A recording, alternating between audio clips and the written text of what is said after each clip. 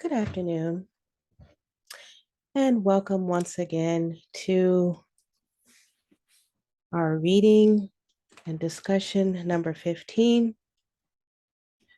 The Great Secrets of Israel, Discoveries among the Bantus of Africa and the Sacred Meaning of the Song of Solomon, translated according to the African Palaver by the beloved Pastor Thomas Banda O. Demba. I'm so glad that you have decided to join us in this discussion. Welcome in this continued journey and lifelong journey and study. I hope you are enjoying your time in studies and investigating and research. We're going to continue today with our discussion, and this presentation is brought to you by Operation Isaiah 58, Biblical Literacy Institute, where we are reading critically as a righteous act. And this is our Identity Empowerment Project, discussion number 15. Now, we're going to begin again with sharing some information with lifelong learners and those who are interested to know that why we do what we do here on this platform and where do we get our motivation for this type of research and investigation and reading. And the definition of science, according to mathematics professor Dr. John Lennox, stated that basically it's the discovering of truth based on observation, the taking of evidence, and comparing notes. And this evidence is evidence that can be shared publicly and generally. Now, the Bible said it first, because in the Bible, in 1 Thessalonians chapter 5, verse 21, it states to prove all things and to hold fast to that which is good or true.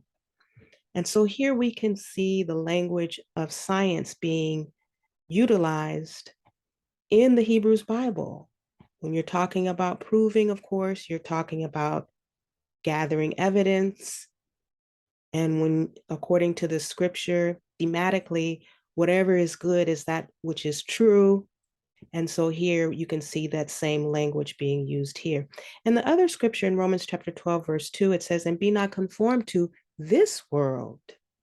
And we know by analysis, this world is referring to the Greco-Roman Western civilization. But be ye transformed by the renewing of your mind, that ye may, here it is, prove what is that good and acceptable and perfect will of God.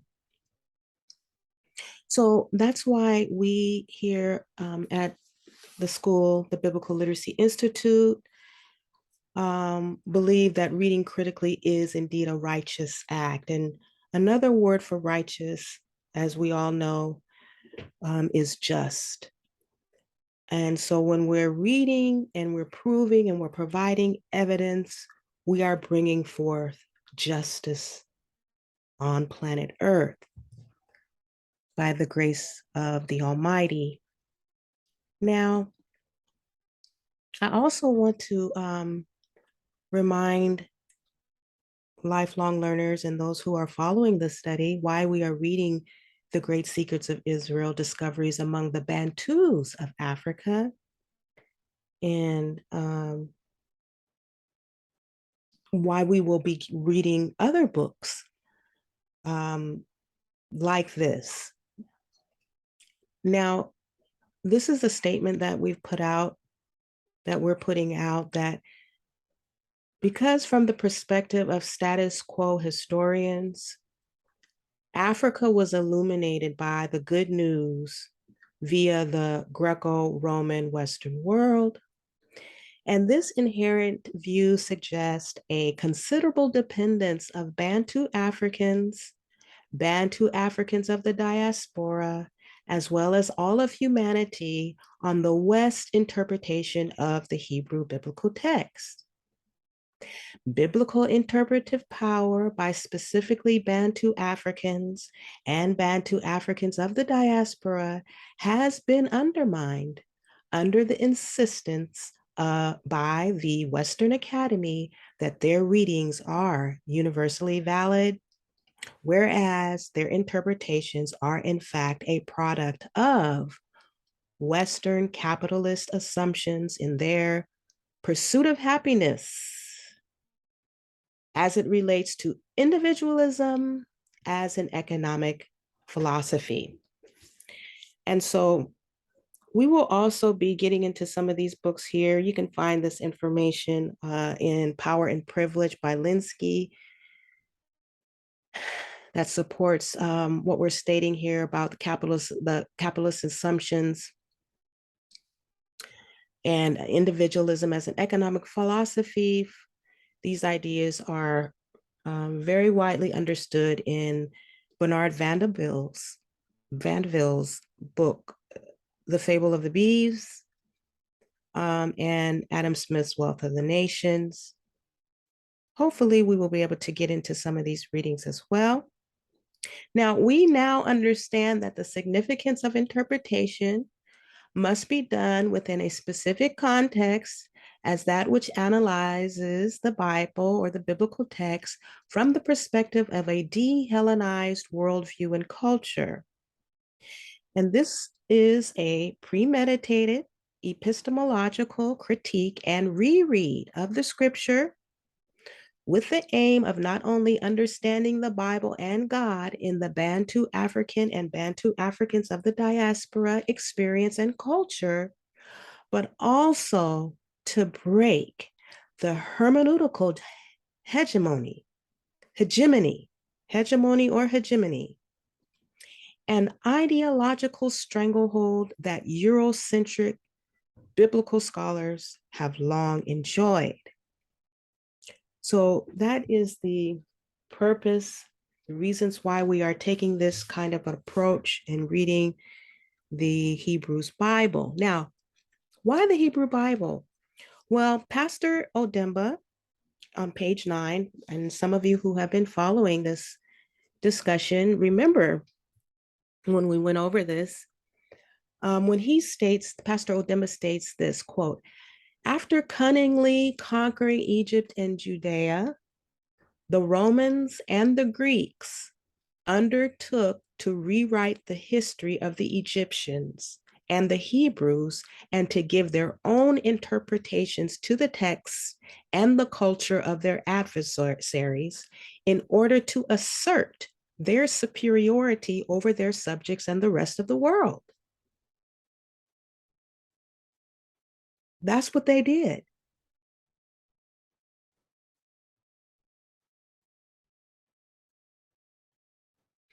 And it is obvious that having rewritten their history, the Greeks and the Romans forgot, deleted, or overlooked some important parts of the history of their adversaries. This brought about differences in interpretation, slips, and confusion as to what some people consider as more sacred, but translated according to the culture of others. An obvious case of wanton immorality as stated by Hermes. Now, we want to really understand this language here, translating according to the culture of others.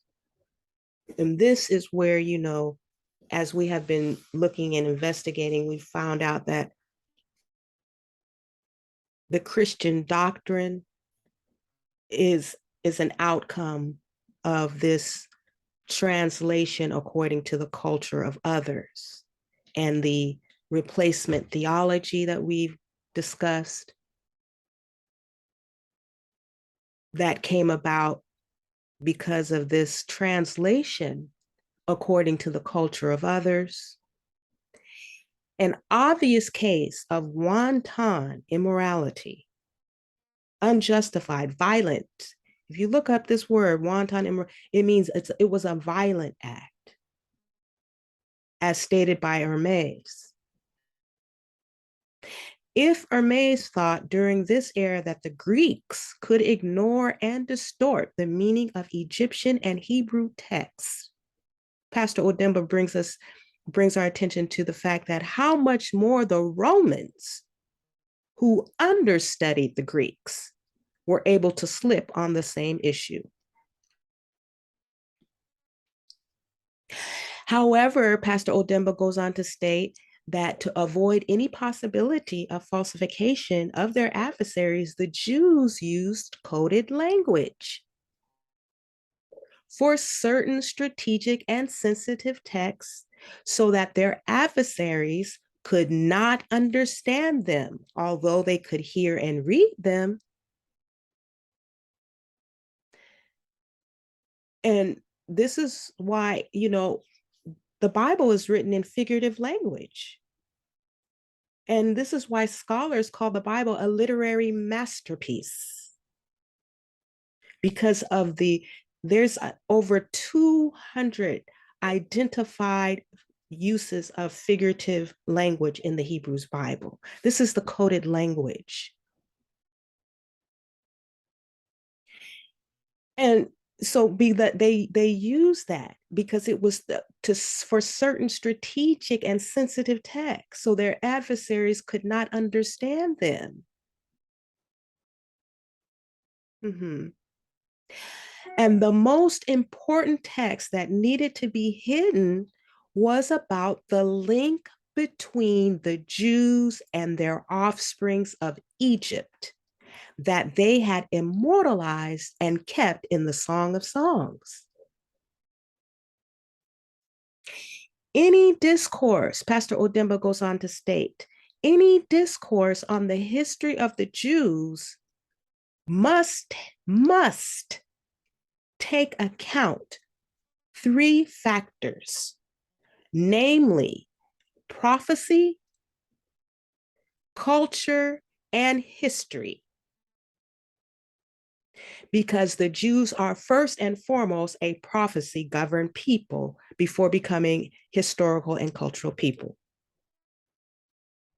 All the activities of this people over the years were predicted several years in advance by their prophets. For this reason, only the Bible can respond to the questions that we cannot answer. So anybody who wants to talk about, he says, you want to talk about the Jews and the history of Jews, you're going to have to talk about the prophecies that have been fulfilled, and recognize that these people are running on the program of God, the Most High, their God, the God of Israel, the Redeemer of Israel. They're running off of his program, and that's first. You have to understand. We have to know that they're prophecy governed. And I have conversations with some, and some of us want to forget that. Well, what about the prophecy? You know, well, we're neither Jew nor Greek, we're neither bond nor free. There's neither male nor female, and we're all one in Christ. Yes, yes, yes, yes, yes. But that I told one, that doesn't negate prophecy, does it? So that's why Pastor Odemba says that you have to take into account these three factors. And that's why it's the Hebrew Bible. This is the reason why the Bible. Now, he goes on to state, Pastor Odemba, that nothing was more accurate in the course of the development of the Israelite people than the predictions of Jewish prophets.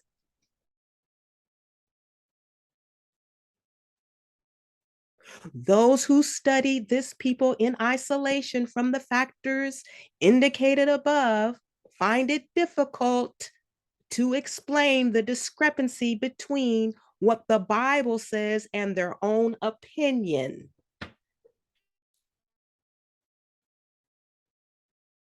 This explains why, in the effort to justify their ignorance and the refusal to accept the Jewish texts, certain commentators chose the easy way out by condemning the sacred writings of the Bible. They want to that's how they justify their ignorance. Those that are not studying and lifelong learners, they want to say that the Bible is a book of myths and fairy tales, and that the white man wrote the Bible.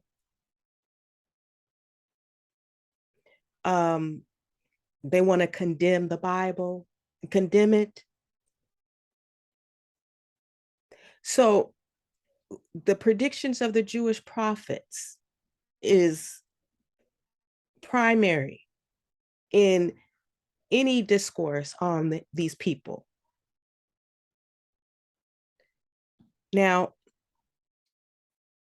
we're going to continue. We're talking about African peoplehood, cultural identity, and the historical truth. And, you know, as we discussed in the last videos, that we're not, and I'm on the side of the beloved and the Miss Drusilla Dungy Houston, may she rest in peace and power. I'm on her side when she says we're not about highlighting Black individual accomplishments. I agree. I'm in agreement with her when she states that it's about us, we. I am because you are. The Ubuntu, I am because you are. African peoplehood, and a cultural identity, the story, Black history, as was stated in the wonderful Ethiopians of the ancient Kushite Empire, that, you know, during Black History Month, you know, how we want to talk about the individual accomplishments of our people and highlight that as the history. But where's the story of a people? Where's the narrative? And this is what we're attempting here to put together the pieces of the puzzle and establish this African peoplehood and cultural identity. That's the historical truth. Now, in this book, another book of Pastor Odemba's called The African Border of Israel. This is what he's stating in the book that we're reading too, The Great Secrets of Israel, that we're going to discover the 10 tribes of Israel, the historical truth, for so long thought lost, and the Jewish origins of African American slaves.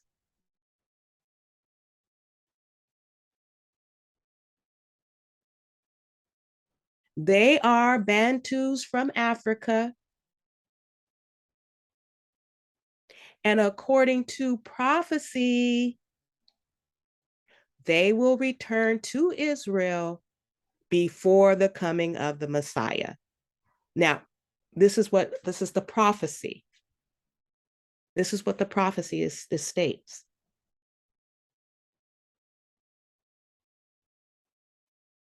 That's what Pastor Odemba stated.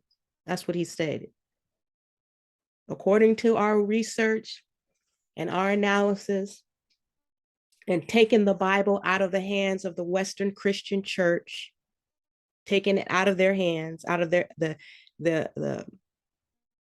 Eurocentric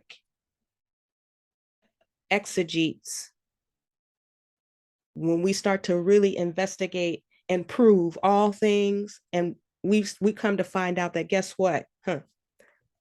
According to prophecy, all right, now I also wanted to kind of recap because I think I don't know about you, but this is some powerful information here.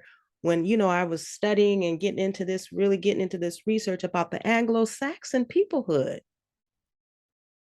And I just wanted to remind all those who are following, lifelong learners about the historical truth about the early Anglo-Saxon period.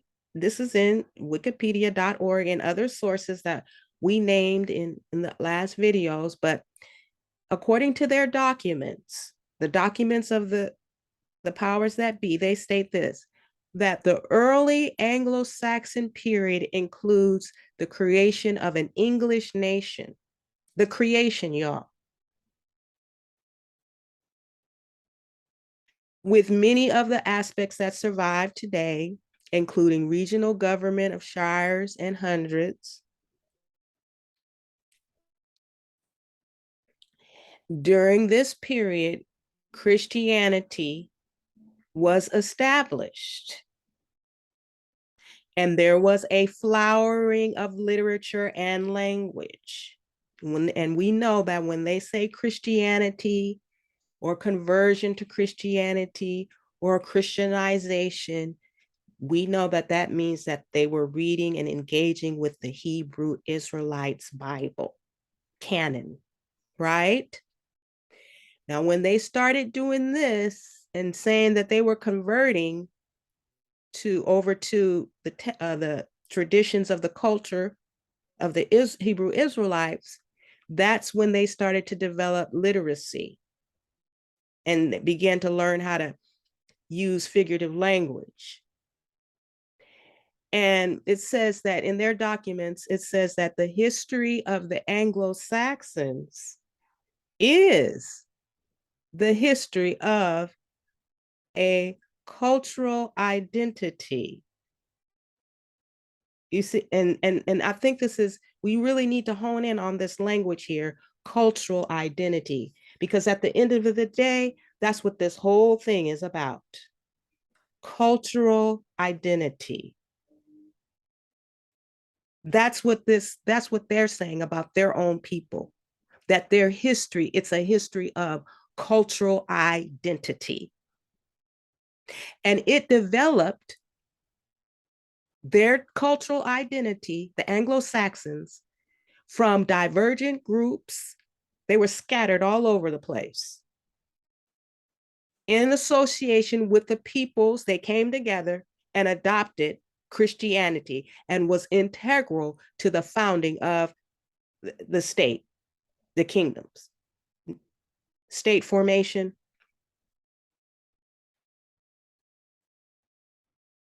Their adoption and reading the Bible was the foundation of them being able to start establishing kingdoms because they found an identity, culture, which, as we were reading in the last videos, the documents were telling us that they were pagans before. They were illiterate pagans.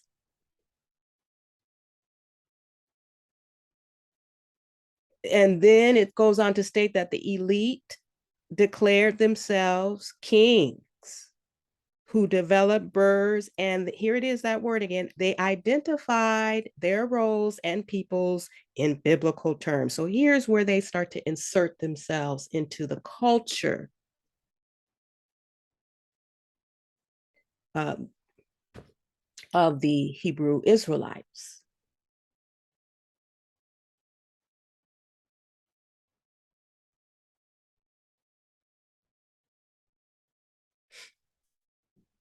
Now, today, the white Anglo-Saxon is called they call them WASP, white Anglo-Saxon Protestants, the descendants of the Anglo-Saxons. It's a term especially popular in the United States that refers chiefly to long-established wealthy families with mostly English ancestors.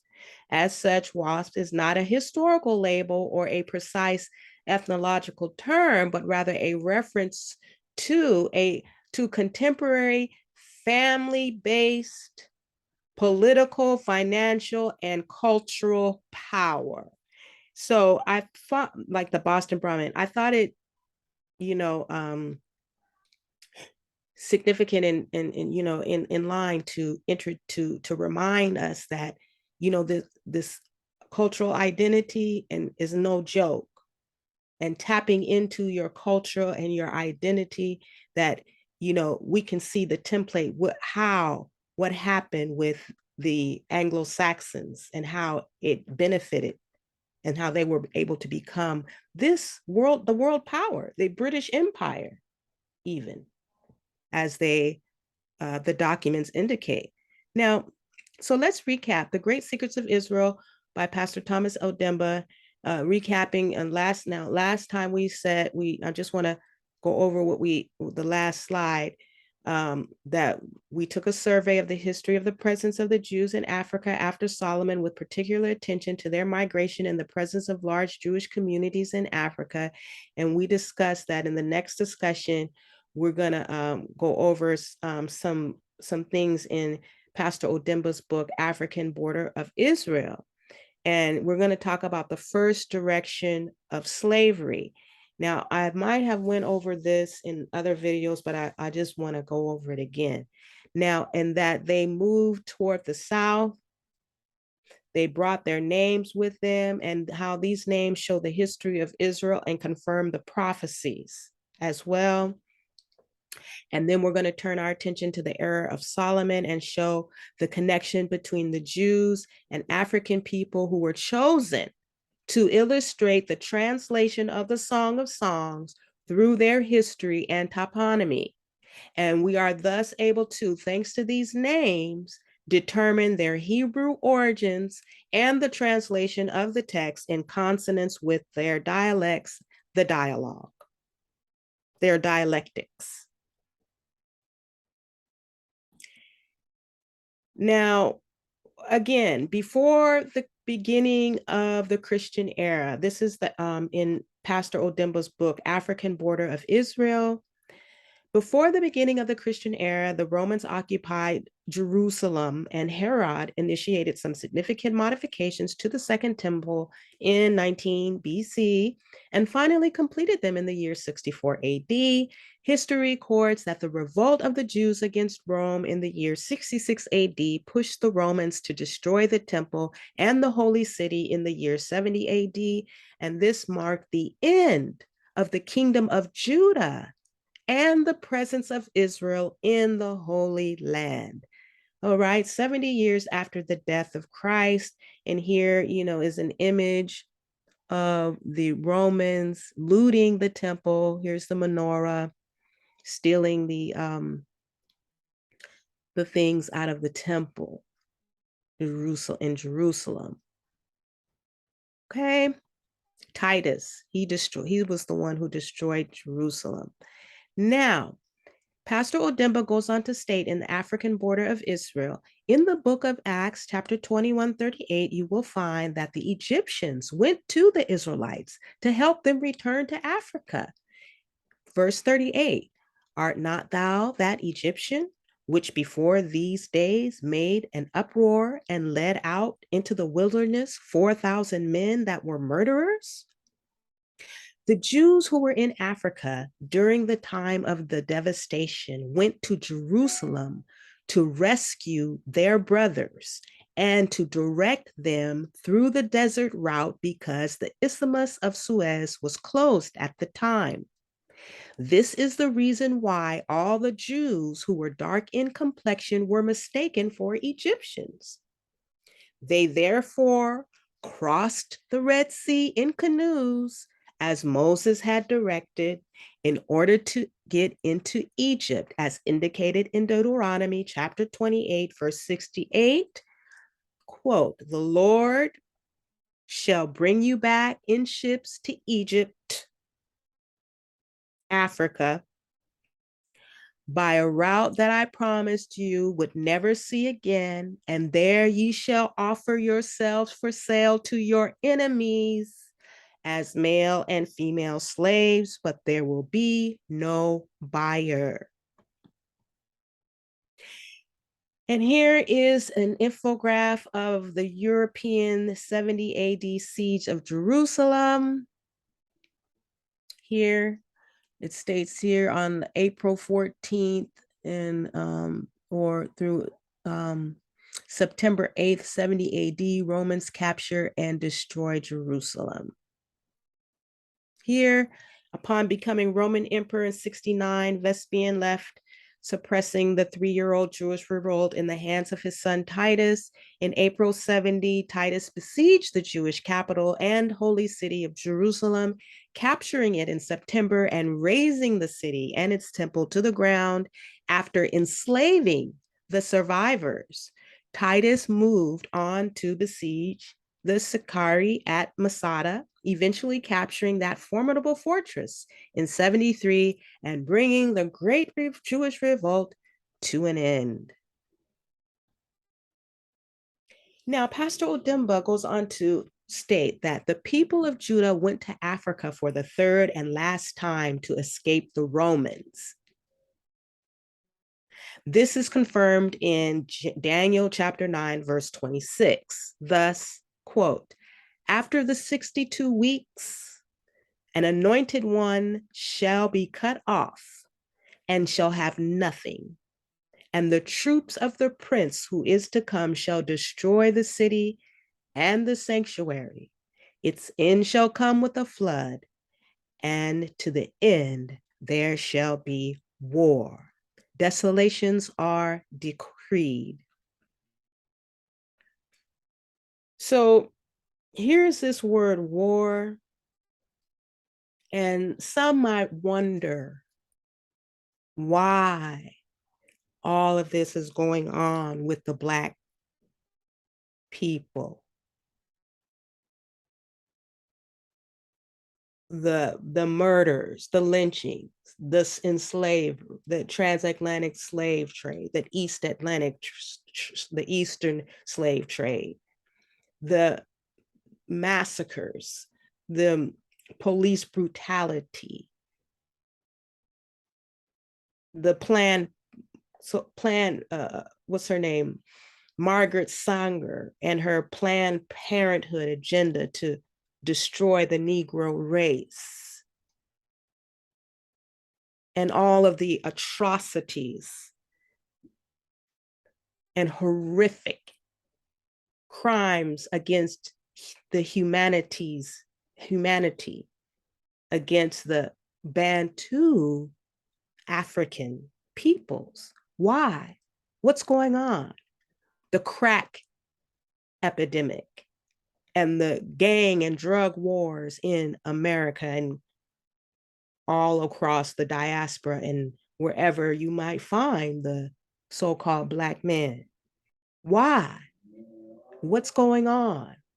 Well, according to the Bible says, and to the end there shall be war. And I remember when I was in the church, this is just a sidebar, growing up in the church, some of the saints would stand up and with so much fire and get up and say, saints, we're in a war. We're in a war, saints. We're in a war. And a war, this war that has been being waged against the children of Israel, God's chosen, the ones that God chose.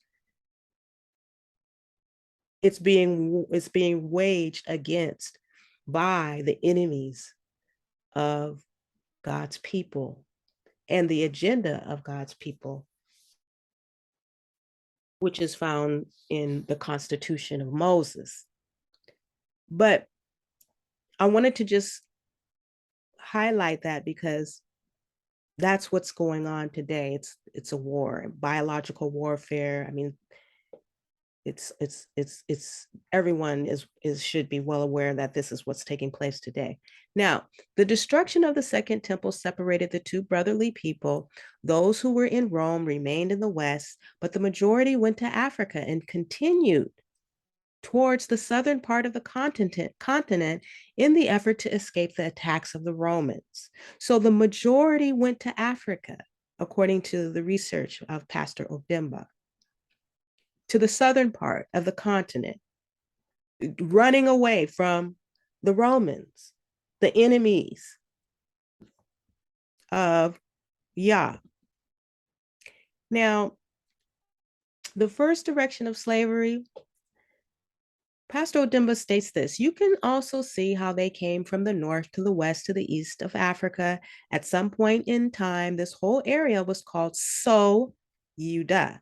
So Yuda later becomes known as Sudan today. So is the name of the land, and Judah. So here's where how they came. They entered into Africa from the north, running from the Romans. The Sudan was divided into two. There was the French Sudan, the English Sudan, and the French Sudan was occupied by the French. And this map shows the first attacks and the taking of the Jews into slavery. So they would attack them in Africa and deport them and arrest them as slaves.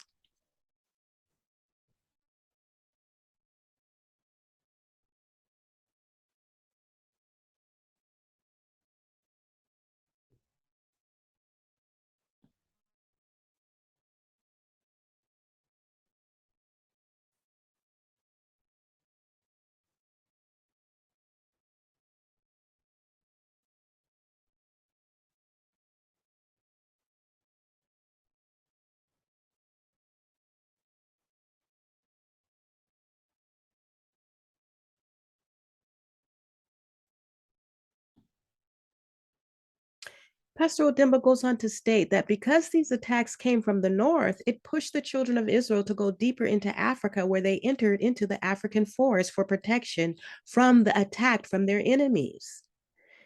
This is the African forest where all the Jews who were fleeing the attacks at the time were going into. All of this part was the great African forest, and it served as well as a place for people who were fleeing persecution.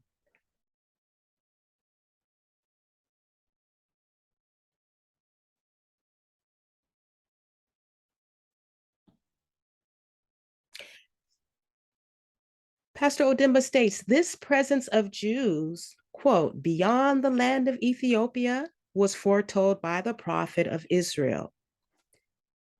Zephaniah chapter 3, verse 10 states, from beyond the rivers of Ethiopia, my suppliants, even the daughter of my dispersed, shall bring mine offering. And so this is the prophets that was being referred to here.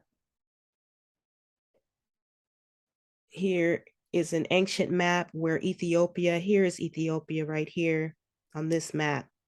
This is an old ancient map.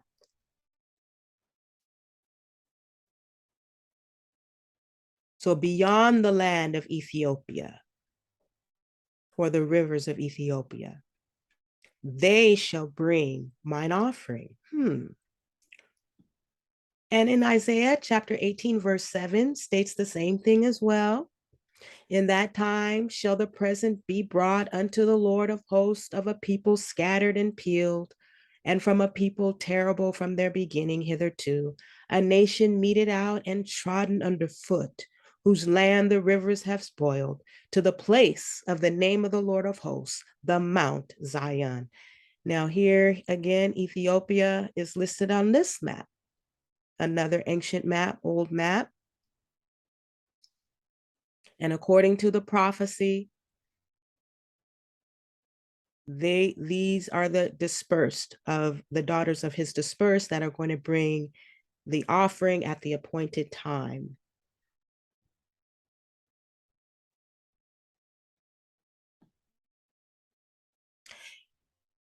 And Pastor Odemba goes on to state that this is where they went according to prophecy. Here, the biggest religious center was Shona or Zion.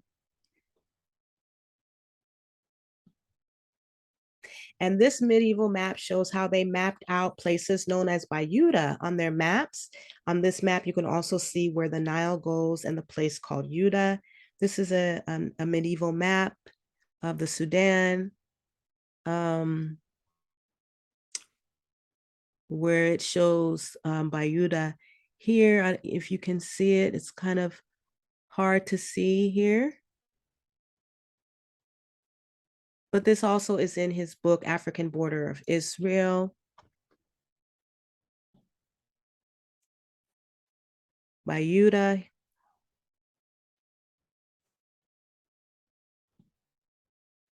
And this is a map on page 257 of Alan Howard Godby's book, The Lost Tribes, A Myth. And this marks the location of some known Jews in the African continent and the Southern Mediterranean. Jews all in these areas here.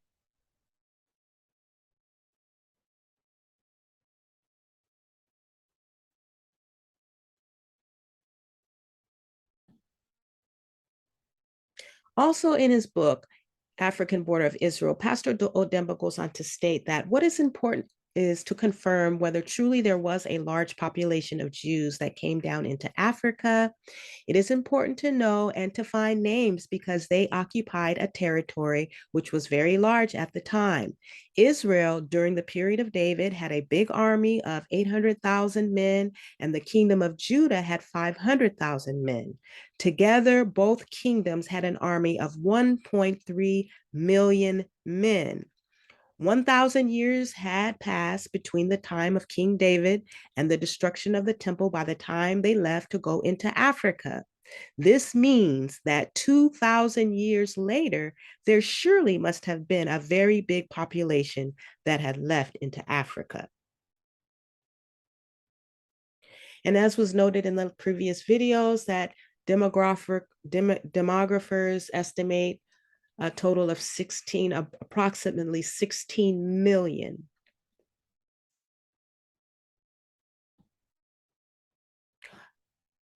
It goes on to read, all these Jews are the people that formed these countries on this map, starting from Mali, going up towards the west coast to Chad, Niger, Senegal, Madagascar, and Sudan. As they moved toward the south, they brought their names with them, and these names show the history of Israel and confirm the prophecies as well. Now, back to The Great Secrets of Israel by Pastor Odemba, he states this, quote, the concentration of Jews in the African basin came after the waves of massacres, as explained by Raimondo in his book entitled History of Colonialism. The influx of Semitic people from the north, east, and south all converged in the basin of the continent. Obviously, they reorganized themselves in this region according to their family and religious ties. What is surprising in this part of the continent is the presence of ancient kingdoms that were mentioned in the Bible as having accommodated the Jews right from the days in Egypt. This is what does not allow us to consider Congo as a purely Jewish state. However, the presence of the culture, the legends, and the tribal links convince of some affinities during the past. The names of places and people of Congo remind us of a massive migration of people who were predominantly of Jewish origin and who came from Yemen through Zimbabwe and Sudan. Considering what the Bible says about membership of the Jewish nation, we consensually affirm that Congo and her neighbors belong to a Jewish and Egyptian population.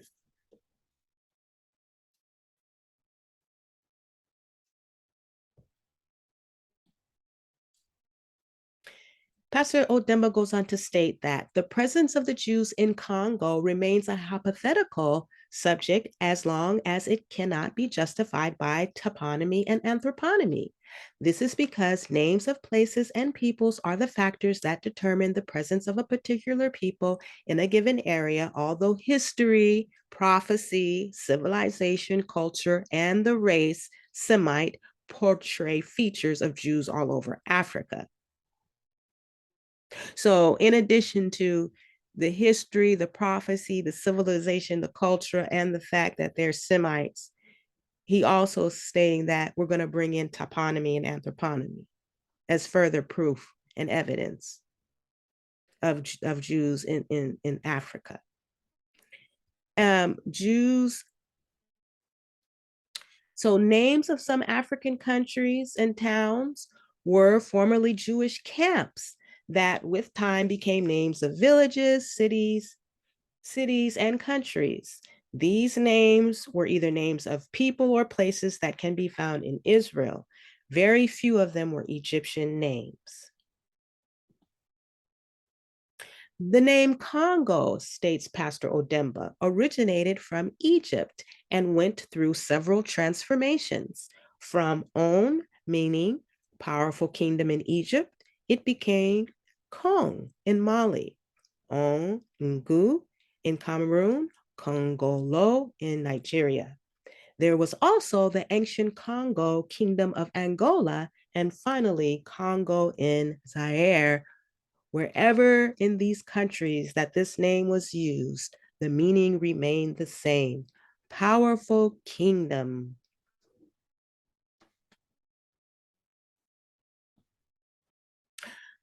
Okay, so instead of going through all of the toponymy and anthroponomy and putting up slides that would be very tedious and a long exercise, I decided just to share with you the titles of the section of the toponymy and anthroponomy in Congo, so we can get to the section in of the Song of Songs. And so this covers, if you're interested, please reach out to me, and the book is available. On pages 64 through 70, he covers in the toponymy and anthroponomy in the Congo, prefix of Hebrew names from the east to the west of the city of Kinshasa, the province and ethnic groups of the Bandundu in the Democratic Republic of Congo, some towns of southern Congo in the DRC, some towns and ethnic groups of the province of Equator, some towns of northern Congo, some towns of the Kivu area in DRC, some towns of Kivu, Shaba, and Katanga provinces in the DRC, towns and ethnic groups of the Shaba province, the province of Kasai in the Democratic Republic of Congo, and towns, tribes, and names of the people of Kasai. And he goes into the toponymy and anthroponomy of all these areas in the Congo. So, and then he ends by stating on page 71, we have just taken a survey of the history of the Jews with particular attention to their migration and the presence of large Jewish communities in Africa, from north to south, Zimbabwe in the first instance, and then from south to east, Luanda, from the west to the center, Congo and Rwanda. We shall next turn our attention to the era of Solomon and show the connection between the Jews and African people who were chosen to illustrate the translation of the Song of Songs through their history and toponymy. We are thus able to, thanks to these names, determine their Hebrew origins and the translation of the text in consonance with their dialect, the dialogue. So then the book goes into section 2, chapter 1, titled The Song of Songs in African Palaver. And the title of the first section of chapter 1 is titled Origin of the Palaver. Quote, Pastor Demba states this: there is no document to indicate the exact time the palaver started in Africa.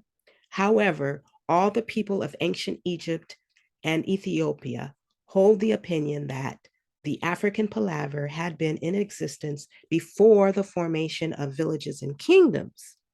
This African phenomenon is characterized by traces of Greco-Roman philosophy and philology in their original forms.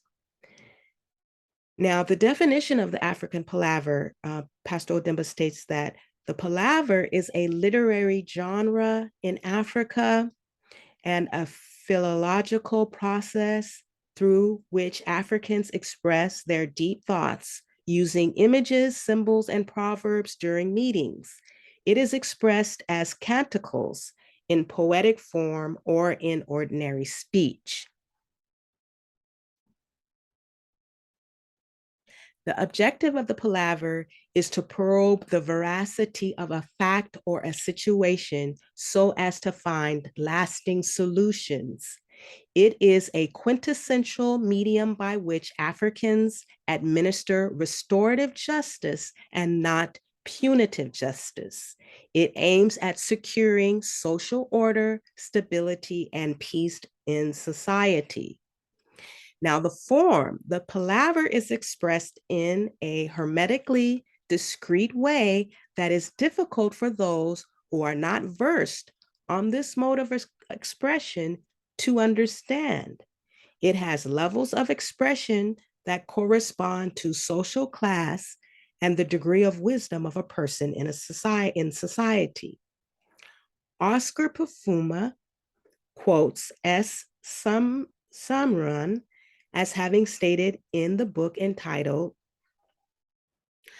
Le Prêtre de l'Ancien Egypte that it is significant that the Hermetic scripts condemned the translation of the Egyptian text into Greek.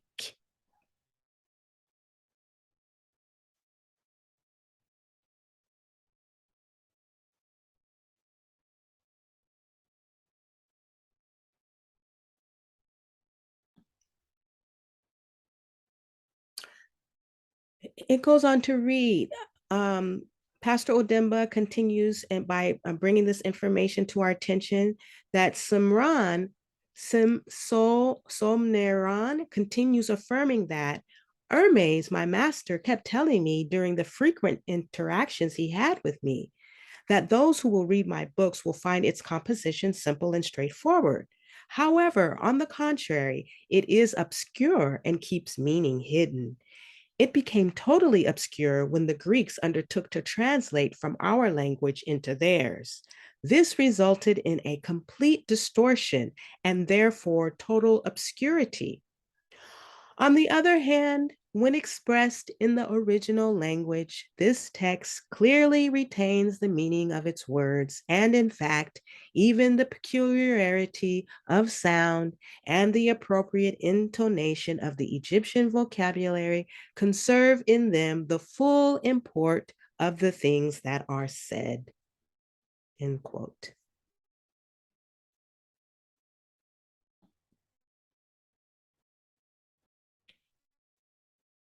So now continue on section 2, chapter 1, the Song of Songs in African Palaver on page 74.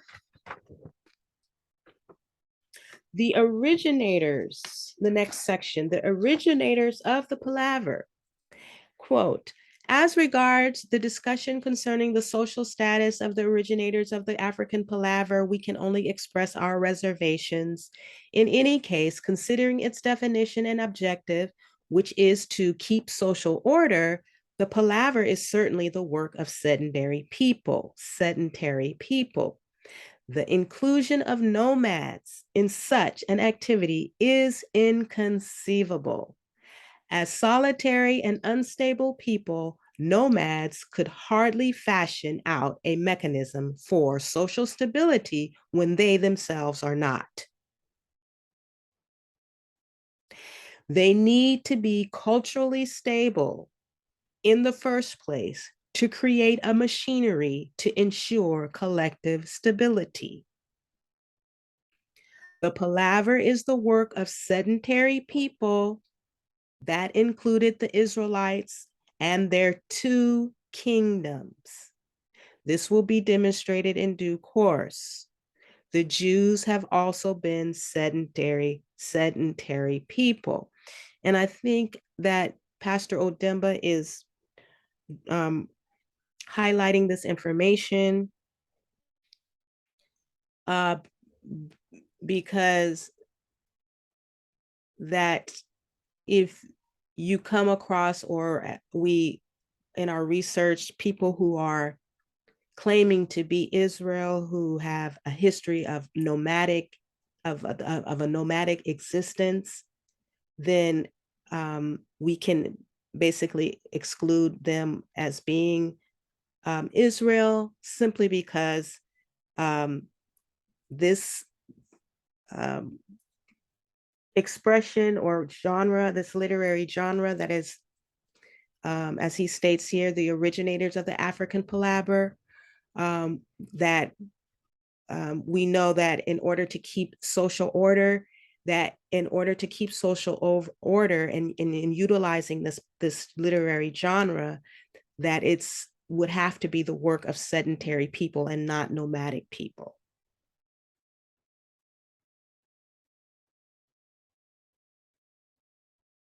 So nomads can be excluded as being Israelites, basically. So he says that the Jews have also been a sedentary people, both kingdoms. This included Israelites and their two kingdoms. Now, he goes on to state that this is the next section, the sedentary Jews. The word nuah, which according to LSD means to shake, to agitate, to tremble, to shake the head, to wander, to roam, to cause to wander, to stir, to swing, to stagger, a vagabond, run. These are neither part of the character of the Jews nor of Abraham. It is important to bring attention to our readers that the Jews have never been nomads.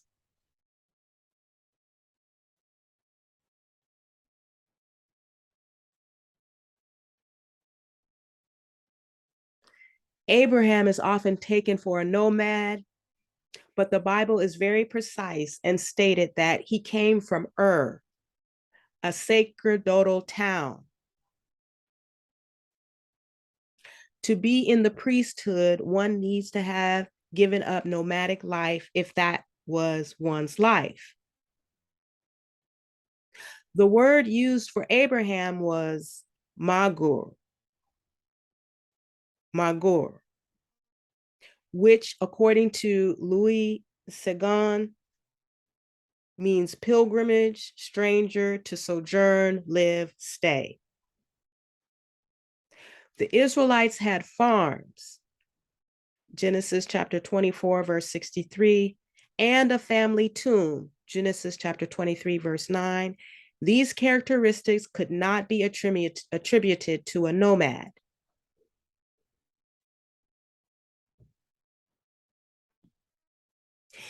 And Pastor Odemba goes on to state about the sedentary Jews. In any case, Abraham was an ancestor of the Israelites, not an Israelite. Jacob, who was Israel, was not a nomad because he had trees in his farm and he kept the farms of Abraham and Isaac, his ancestors.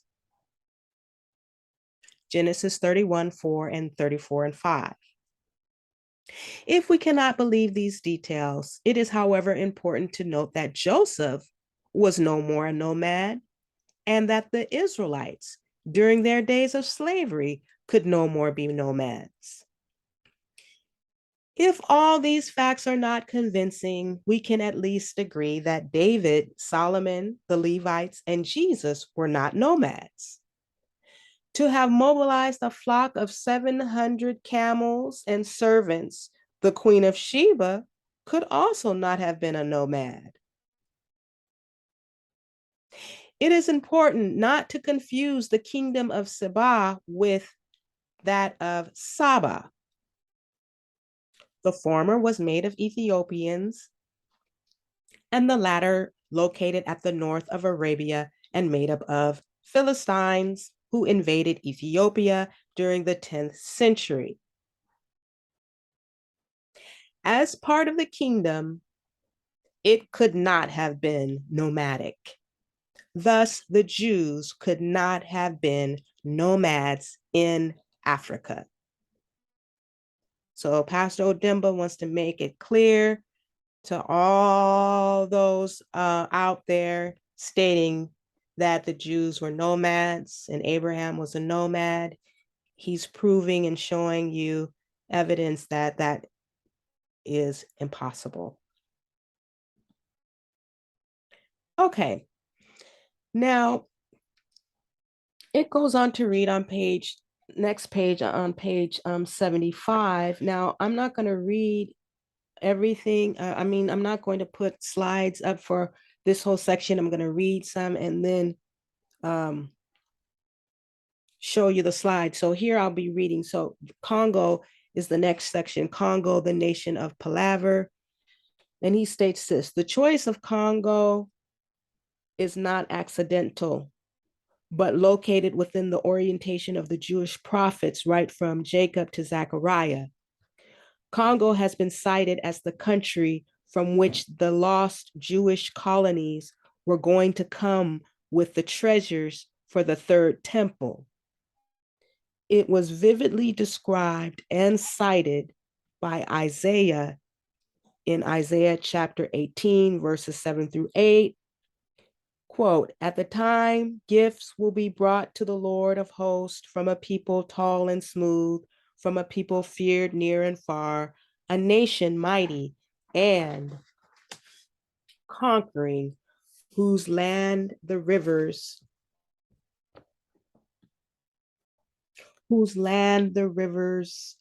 divide, to Mount Zion, the place of the name of the Lord of hosts.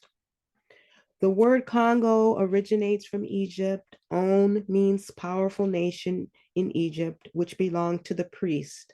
Ongo or Kel Ongo, which eventually became Congo, has the same as On, powerful nation. This powerful kingdom stretched across the Atlantic coast of Africa, from Angola to quite a sizable part of Africa, hydrography, as depicted by the prophet Isaiah in the scriptures quoted above. Congo is the richest part of the continent, not to mention the whole world, in terms of the soil and the subsoil. This is in consonance with the blessing of Joseph as quoted by Jacob and Moses.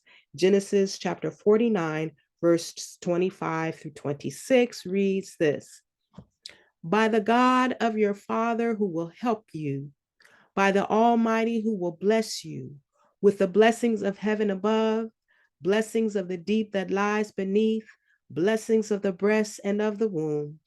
The blessings of your father are stronger than the blessings of the eternal mountains, the bounties of the everlasting hills.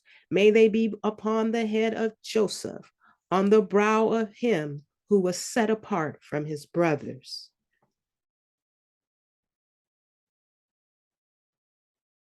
Now, I want to recap about Joseph before we continue on reading. Now, remember when on page 34, when Pastor Odemba alerted us to the fact that according to various legends of the Jewish tribes of Africa, the latter believed they belonged to a dynasty, a line of hereditary rulers, which can only be that of the family of Joseph, which according to them is the basis of the formation of all the Bantu tribes of Africa from the time of Joseph to the fall of Jerusalem in the year 70 AD. So we're talking about this prophecy and the family of Joseph. And according to the various legends of Jewish tribes, they believe that they belong to the family of Joseph and all the Bantu tribes of Africa.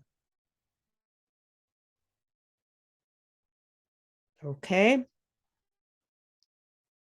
From the time of Joseph to the fall of Jerusalem in 78 AD. And in chapter 2, the Jews in Egypt, I want to just recap, just to bring some more to remember, to bring to our remembrance, which was already discussed about Joseph, the family of Joseph, the Jews in Egypt. Now, Pastor Odemba states this: from the time of its formation in Egypt during the era of the 12 children of Jacob, Israel was made up of a people divided into two groups and two distinct territories in this great host country. The other children of Jacob were separated from their brother Joseph. So you're talking about two groups and two distinct territories in this great host country. The other children of Jacob were separated from their brother Joseph. This was discernible when Jacob told Joseph in the book of Genesis, chapter 48, verses 5 through 6, quote, therefore, your two sons who were born to you in the land of Egypt before I came to you in Egypt are now mine. Ephraim and Manasseh shall be mine, just as Reuben and Simon are. Verse 6, as for the offspring born to you after them, they shall be yours. They shall be recorded under the names of their brothers with regard to their inheritance. End quote.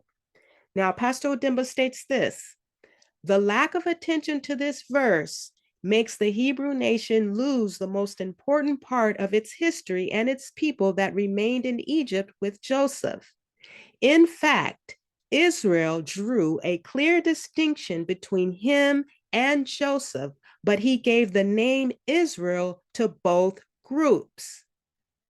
He specified that on the promised land, the descendants of Joseph will be called by the name of their two brothers, Ephraim and Manasseh.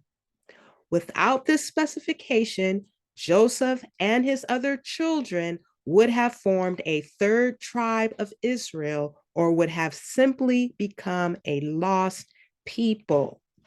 So Pastor Odemba says that the lack of attention to this verse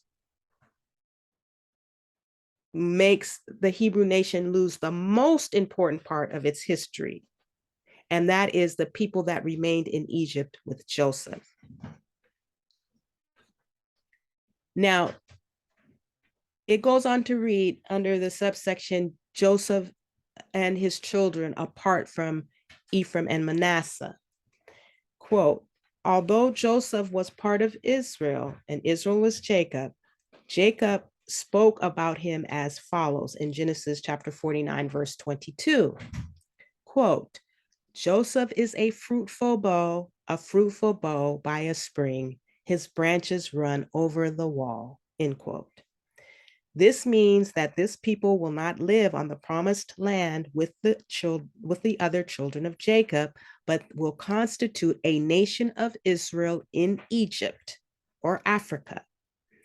In the first place, this prophecy of Jacob took account of the title of Pharaoh that Joseph bore in Egypt, and secondly, the property that the latter acquired in Egypt.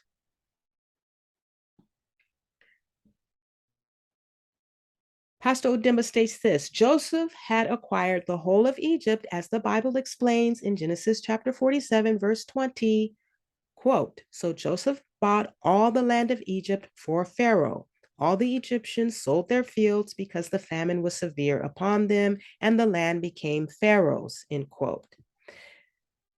Joseph and Jacob could not have abandoned such a great heritage that they had acquired in Egypt. The Bible says that he also became a great Pharaoh, Genesis 45 and 8. And by virtue of this, his descendants had a right to the throne of Egypt through their father, and to the throne of the clergy of Egypt through their mother, who was the daughter of the high priest of On. Genesis chapter 41, verse 45, end quote.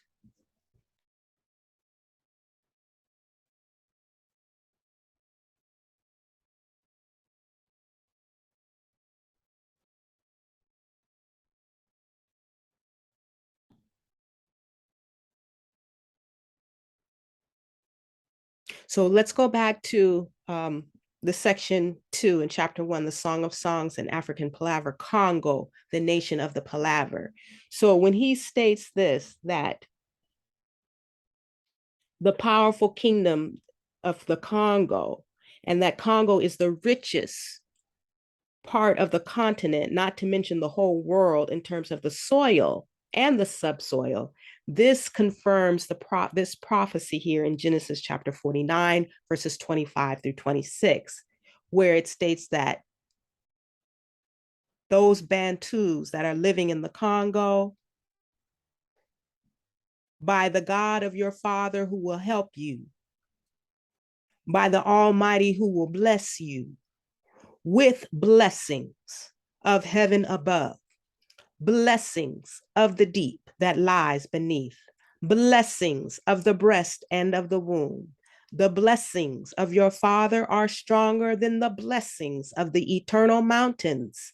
The bounties of the everlasting hills, may they be upon the head of Joseph, on the brow of him who was set apart from his brothers. So this is in consonance, as Pastor Odemba says, with this prophecy, the fact that the Democratic Republic of Congo is widely considered to be the richest country in the world regarding natural resources. Its untapped deposits of raw minerals are estimated to be worth in excess of the United States $24 trillion.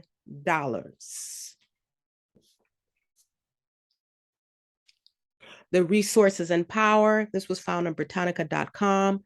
The country's main economic resource is its mineral deposits. Mining produces almost 9/10 of total exports. The abundance of minerals in Katanga province was among those factors that attracted European powers to Congo in the 19th century. Minerals found in Katanga include copper, cobalt, zinc, cassiterite, the chief source of metallic tin, manganese,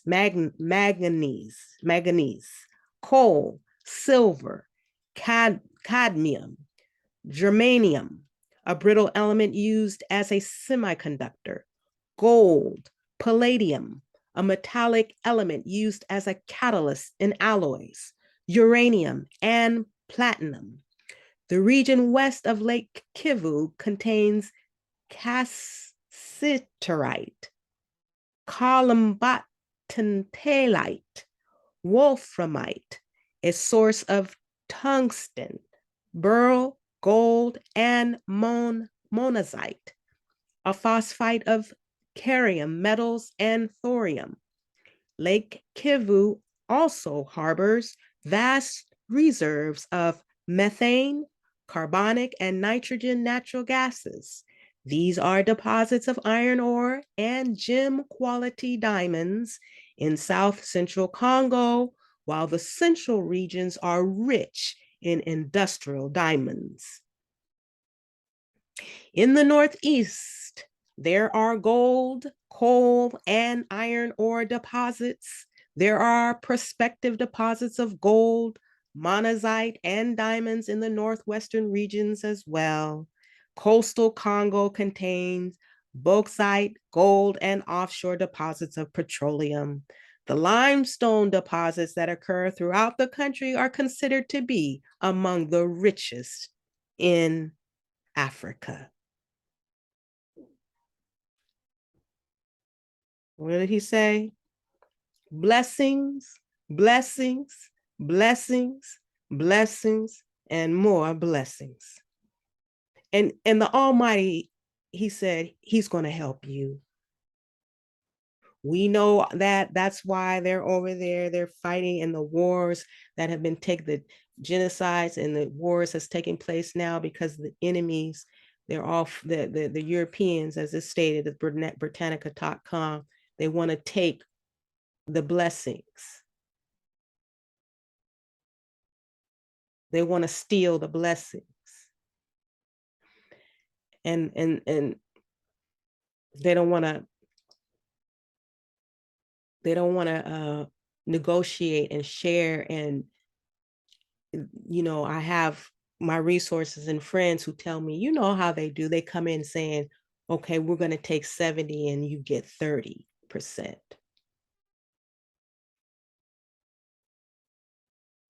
That's what they're doing.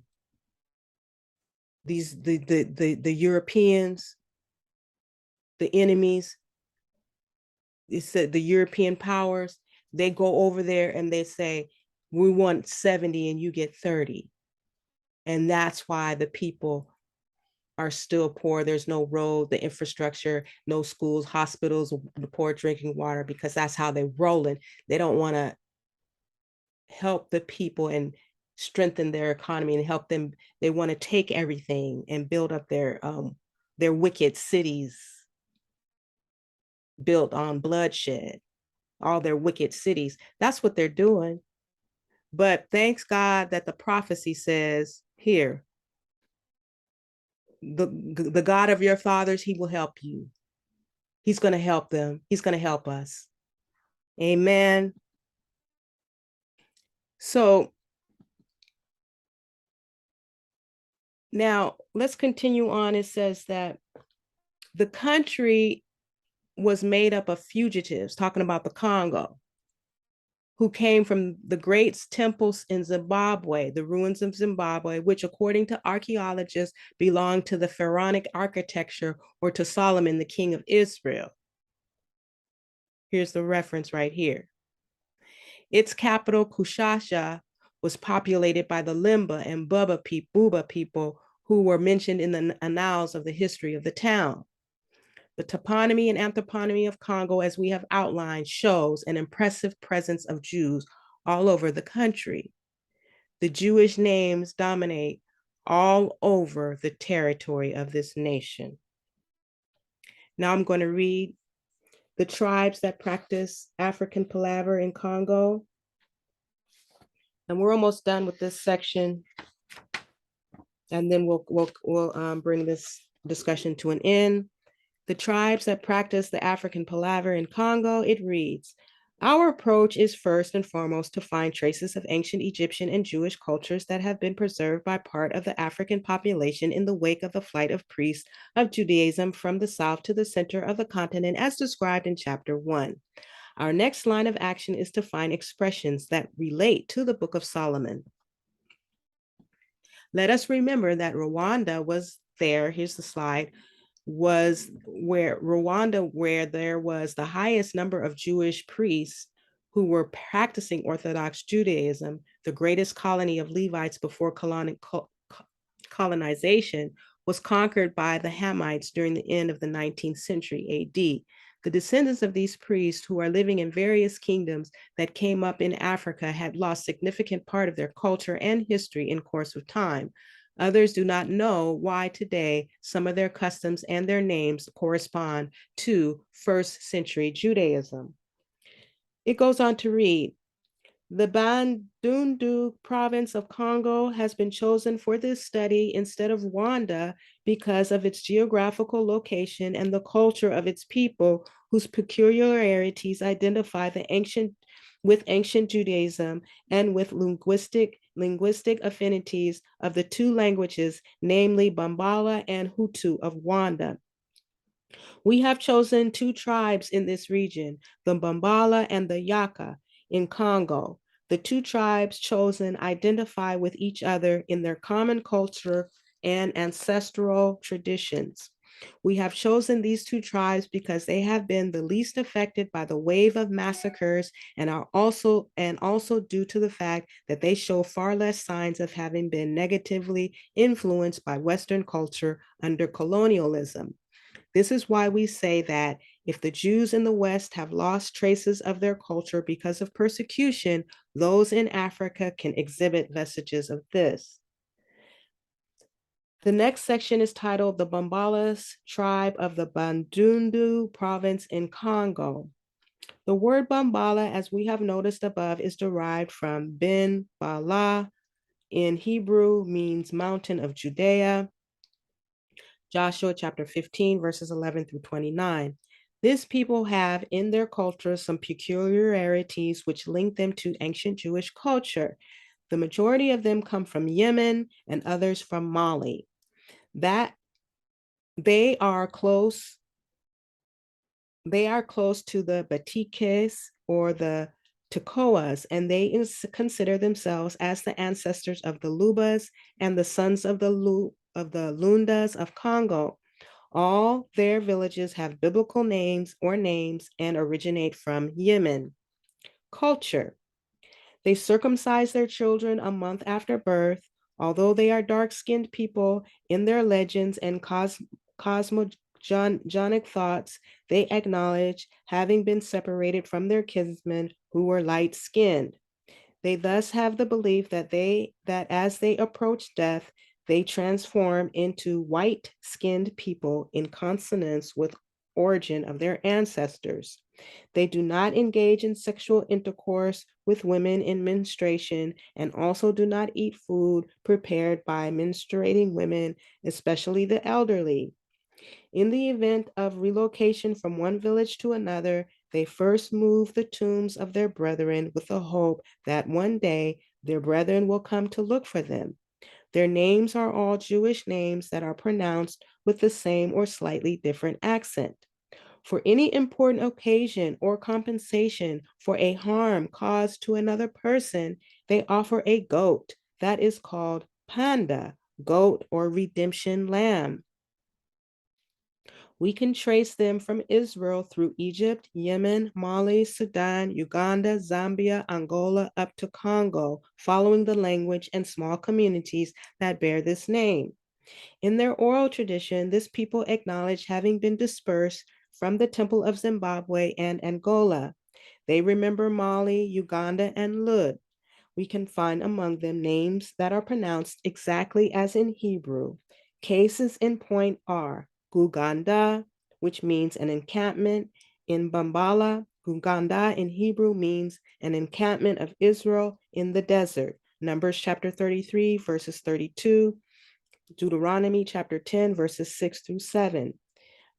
Kiyapata means an extended territory. Joshua chapter 15, verse 43. Marib, marshland, Marib in Yemen. This word is also pronounced as Malebo, which is an old name of Kinshasa, the capital of Congo, Zaire. And then he has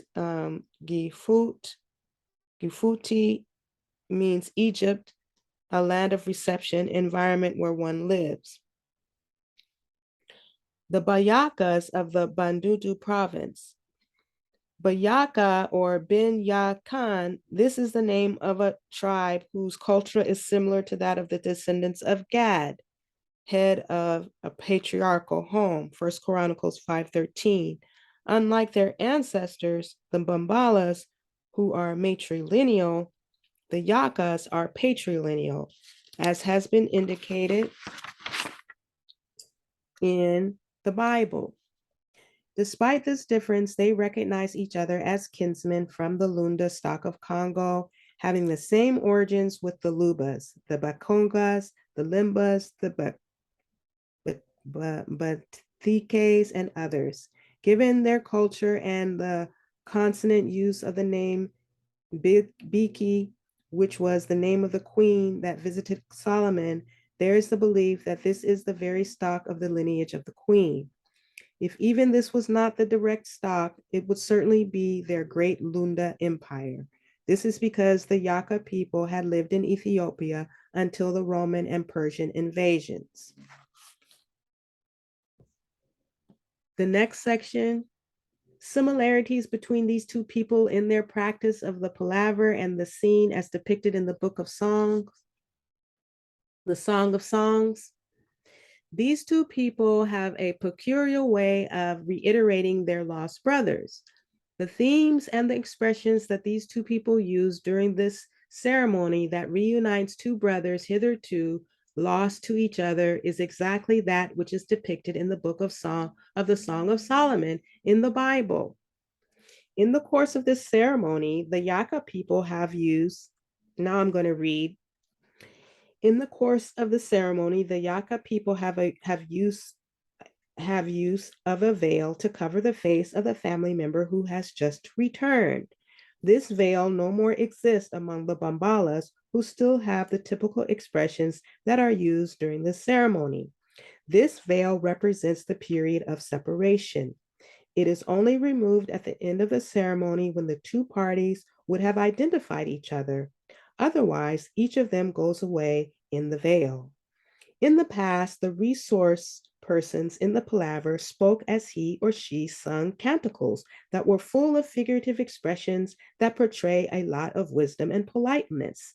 In the case of the lost persons returning to join their families, those who come to present themselves act as a woman who is asking for the hand of a man in marriage in front of the family. The spokespersons also wear veils representing the shape of a woman. Those receiving the people also put up the opposite form of this representation. The representatives of those who are hosting the people should also wear veils portraying the form of a man. It is our belief that the Book of the Song of Songs could be set in this tradition. Worship. I'm reading, Pastor Odemba states this: all of them are monotheist and believe in an invisible God long before the arrival of Westerners in Africa. They invoke Zambe or Njamne, the eternal one who will remake us. It is the same Jabneel that the Jews invoke during their days in the diaspora, the eternal one who restores.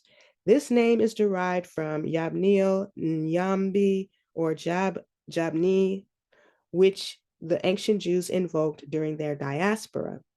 Joshua chapter 15, verse 5, and chapter 19, verse 33, and First Chronicles chapter 26, verse 6.